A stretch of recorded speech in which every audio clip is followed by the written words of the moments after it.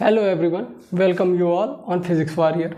आज हम पढ़ेंगे ग्रेविटेशन में inverse square rule. Inverse square law क्या है या रूल क्या है, इसे देखेंगे। उससे पहले हम देखेंगे कि सेंट्रीपिटल फोर्स क्या होती है, क्योंकि जब हम इन्वर्स स्क्वायर रूल को जब देखेंगे, उसमें एक डिराइव करेंगे तो एक जगह कॉन्सेप्ट आएगा सेंट्रीपिटल फोर्स का। तो हम उससे पहले देखेंगे कि सेंट्रीपिटल फोर्स क्या होती है।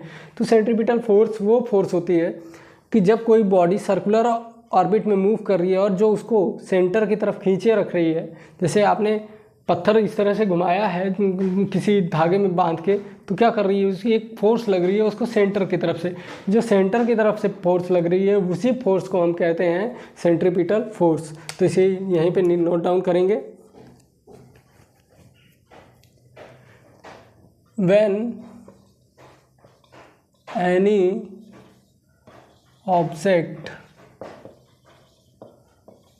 moves in a circular orbit,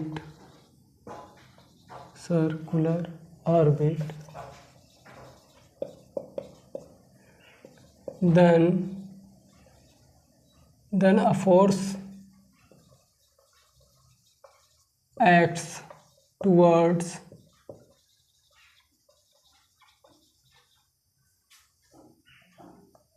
the center of circular orbit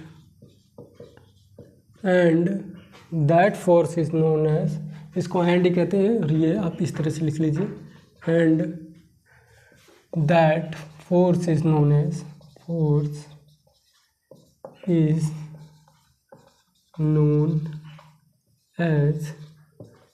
centripetal force। इसी को हम क्या कहते हैं, सेंट्रीपिटल फोर्स कहते हैं।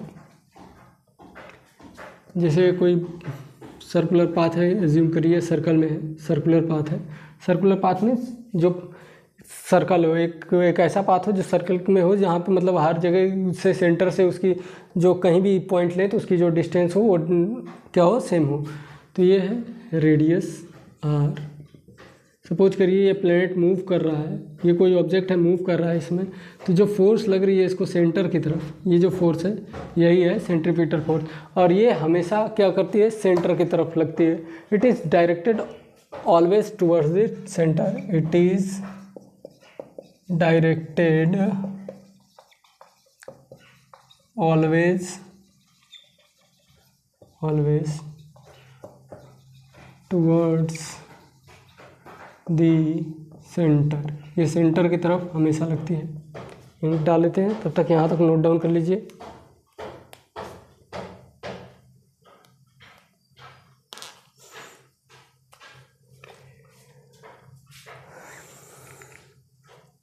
जैसा कि आपको पता है कि सेंट्रीपिटल ये भी एक फोर्स है, तो जो फोर्स है ये भी फोर्स है। तो फोर्स एक वेक्टर क्वांटिटी होती है, तो ये भी वेक्टर क्वांटिटी होगी। तो इसका जो डायरेक्शन होगा वो हमेशा सेंटर की तरफ ही लगेगा।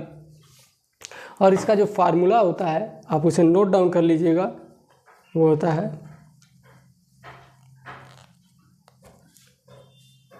F is equal to mv²/r। जो m है वेयर लिख लीजिए, where F is centripetal force,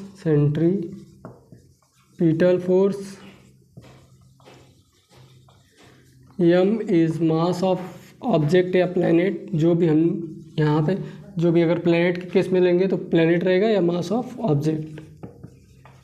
v है speed of object, velocity of object,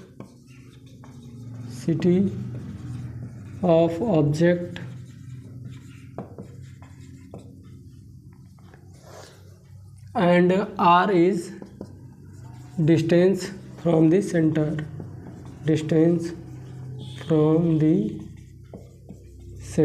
centre से इसकी जो डिस्टेंस है वही है क्या, r के इक्वल है। तो आप इतना नोट डाउन कर लीजिए, फिर उसके बाद देखते हैं कि इन्वर्स स्क्वायर रूल क्या है।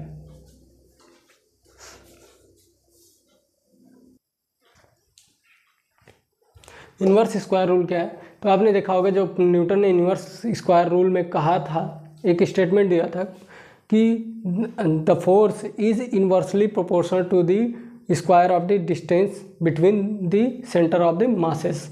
तो जो इन्होंने कहा था कि जो फोर्स है वो इन्वर्सली प्रोपोर्शनल है डिस्टेंस के स्क्वायर के, तो उसी को हम इन्वर्स स्क्वायर रूल के नाम से जानते हैं। तो यहाँ पे लिखेंगे the statement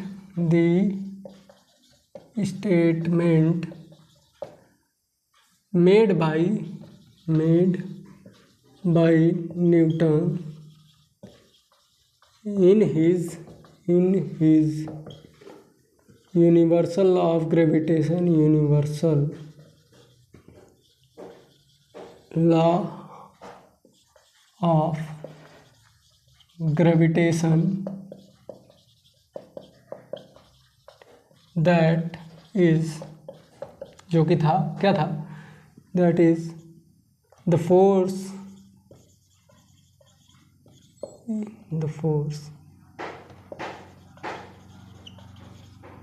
is inversely proportional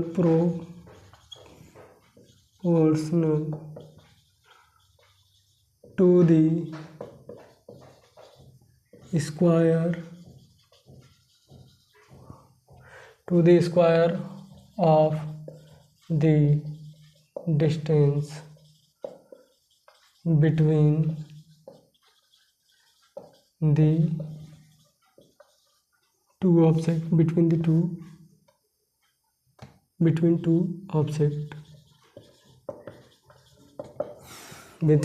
objects or between two bodies, between two body लिख दीजिए, between two masses। तो इसी को क्या कहते हैं, and it is called, and this is known as, and this is known as inverse square rule या law, जैसे जो कि है F is directly proportional to 1/r² या F is inversely proportional to r²। तो इसका जो न्यूटन ने क्या किया, जो केपलर ने third law of planetary motion को यूज करके इन्होंने इस रिलेशन को दिया था, इस एजम्पशन को जो बताया था इन्होंने, Kepler third law of motion को यूज करके, third law of motion planetary motion जो है उसको यूज करके इन्होंने ये रिलेशन हमें दिया था। इसे हम लेट से कुछ भी कह सकते हैं, ये कैसे, तो जो हमें ये ए रिलेशन उन्होंने दिया था वो क्या दिया था, केपलर के third law of planetary motion का यूज करके दिया था। तो चलिए हम देखते हैं कि इसको डिराइव कैसे किया गया। तो पहले इसको डिराइव करने के लिए हम यहाँ पे न्यूटन ने एक, अभी जगह है यहाँ पे लिख सकते हैं, न्यूटन ने इसके लिए क्या किया था, N assumption was made that planet moves in a circular orbit around the sun। इस रिलेशन को जो ये न्यूटन ने दिया, इसको इस रिलेशन को लाने के लिए उन्होंने सबसे एक बहुत महत्वपूर्ण, एक इम्पॉर्टेंट एजम्पशन किया, मतलब एज्यूम किया कि जो केपलर ने बताया था कि इलिप्टिकल ऑर्बिट में मूव करता है सन के अराउंड कोई भी प्लेनेट, तो उन्होंने कहा कि ऐसा नहीं है। उनका कहना था कि जो कोई भी बॉडी है, जो कोई भी प्लेनेट है अराउंड द सन के मूव कर रही है, वो इलिप्टिकल में ना होकर सर्कुलर ऑर्बिट में मूव कर रही है, सर्कुलर ऑर्बिट में मूव कर रही है। तो आप इस एजम्पशन को याद करके रखिएगा, तभी जाके हो जाएगा, तभी जाके वो डिराइव होगा। तो उसके आगे देखते हैं।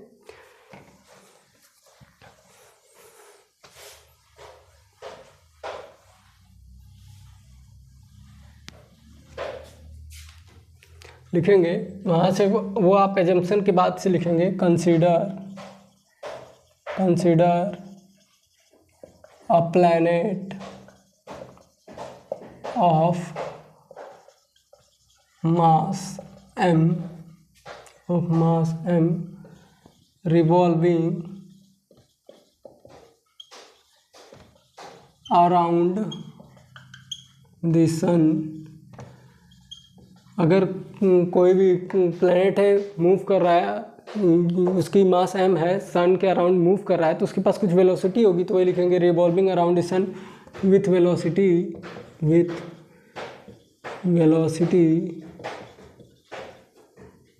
v and the radius of revolving around the in a circular path। इन यहाँ पे लिख लीजिएगा, एक छूट गया point, in a circular path.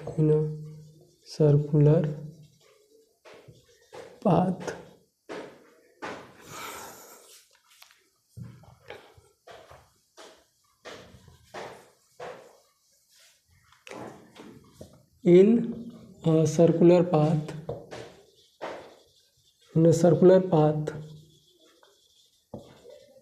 with velocity v and radius of circular path is small r. तो पता है कि कोई भी प्लैनेट मूव कर रहा है सन के अराउंड सर्कुलर पाथ में, जिसकी मास m है और वेलोसिटी v से, और जो सर्कुलर पाथ का रेडियस है वो r है। हमने यहाँ तक लिख लिया है। वहाँ पे हमें पता चला, अभी हमने पढ़ा था कि सेंट्रीपिटल फोर्स, जब ये सर्कुलर पाथ में मूव कर रहा है तो कोई भी एक फोर्स एक्ट कर रही होगी जो इसको सर्कुलर पाथ में बांधे हुई है, तो वो फोर्स होगी F। तो वहाँ पे लिखेंगे सेंट्रीपिटल फोर्स। आपको पता है कि जब कोई भी ऑब्जेक्ट सर्कुलर पाथ में मूव करता है तो उसके ऊपर सेंट्रीपिटल फोर्स लगती है, जैसा कि मैंने आपको अभी बताया। Centripetal force F acts on the planet around the sun,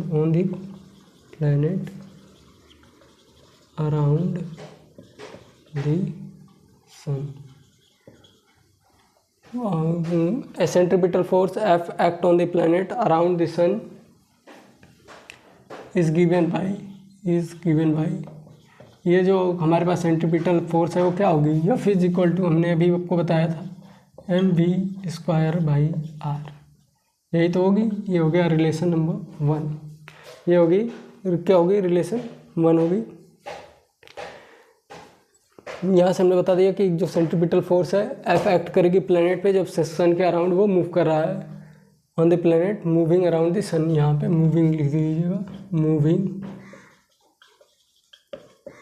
around the सन, या फिर आप अराउंड द सन को ब्रैकेट में लिख दीजिएगा।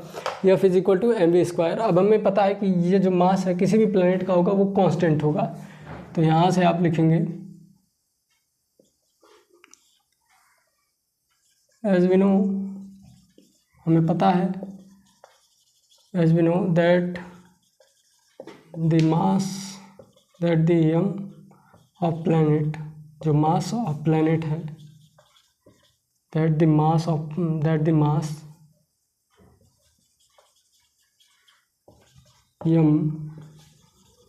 of the planet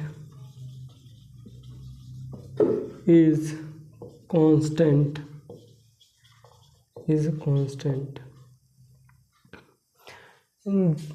as we know that the mass m of the planet is constant, so we can write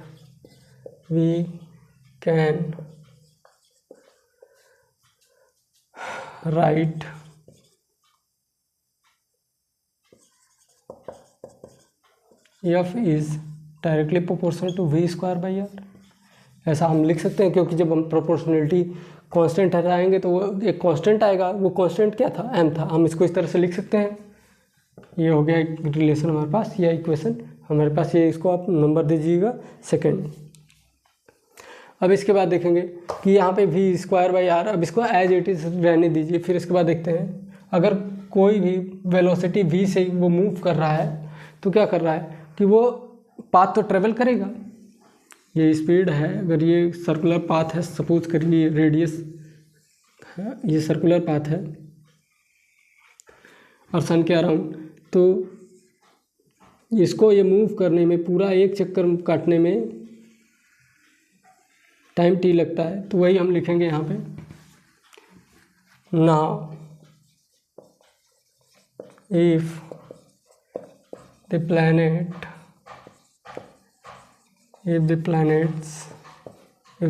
takes time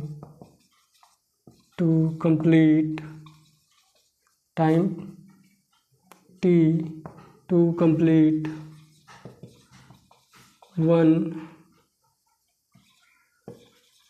revolution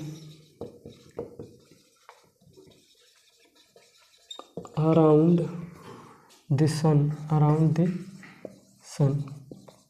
तो उसकी velocity क्या होगी, हमें पता है वेलोसिटी का फार्मूला होता है डिस्टेंस अपन टाइम। तो v is equal to distance, हमारे पास क्या आएगा, डिस्टेंस जो हमने बताया था कि सर्कुलर पाथ में डिस्टेंस किसकी इक्वल होती है, उसके सर्कमफ्रेंस के, सर्कल के सर्कमफ्रेंस के इक्वल होती है। सर्कमफ्रेंस का फार्मूला क्या होता है 2 पाई आर, तो आर यहाँ पे रेडियस, तो रेडियस आर के इक्वल ही है, और यहाँ पे टाइम हो गया। This is equation number 3। और यहाँ भी देखिए अब 2 पाई जो होगा वो क्या होगा, कांस्टेंट होगा। तो here the factor the factor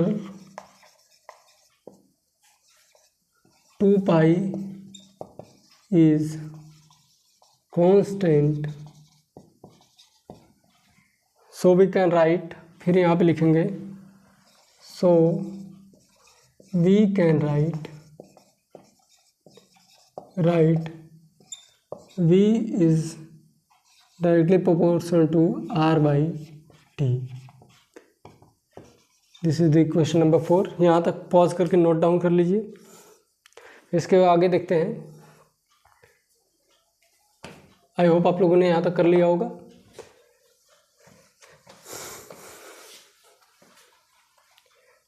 equation number 4 को यहाँ पे एक बार लिखने क्या आया था, v is directly proportional to r by t, ये था इक्वेशन नंबर 4 यहाँ पे।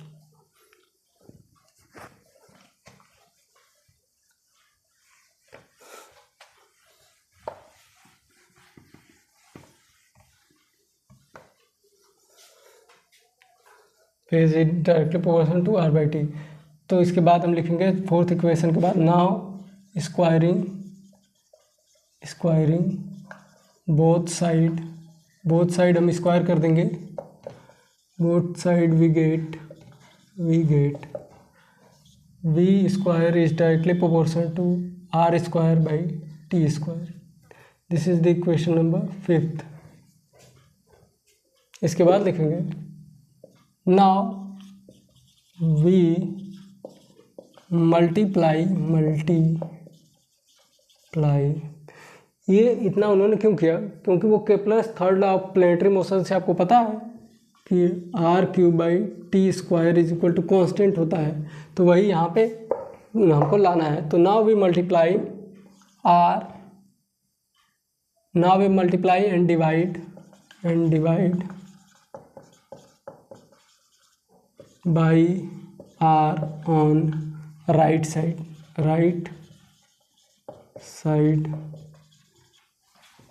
अब हम राइट साइड में आर से मल्टीप्लाई या डिवाइड कर देंगे, दोनों कर देंगे। V square is directly proportional to r square by t square into r by r. ये यहाँ से हो जाएगा v square is directly proportional to r cube by t square. इसकी वैल्यू हो जाएगी, ये हो जाएगा 1 बाई आर, ये आर इससे मल्टीप्लाई हो जाएगा तो आर क्यूब हो जाएगा और ये टी स्क्वायर। और यहीं पे इन्होंने केपलर का third law of planetary motion का यूज किया था। Now from Kepler's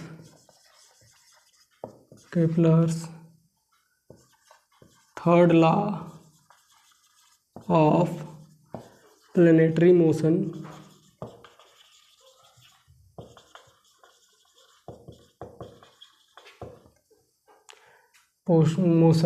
we know, हमें Kepler third law of planetary motion से हमें पता है कि r³/t² क्या होता है, कांस्टेंट के इक्वल होता है, कांस्टेंट के इक्वल होता है। यहाँ तक नोट डाउन कर लीजिएगा।